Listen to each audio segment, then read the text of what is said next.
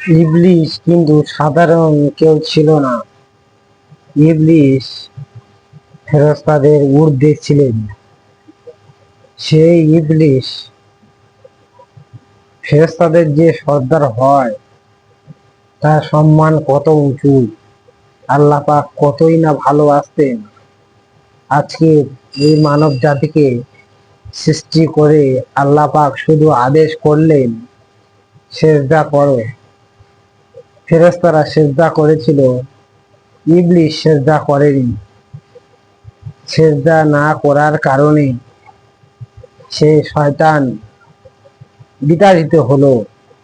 আজকের মানব জাতিকে আল্লাহ পাক যে হুকুমগুলো দিলেন, সেই হুকুম আমরা নিজেরা ভেবে দেখি আমরা কতটুকু মানি, বাস্তবায়ন করি।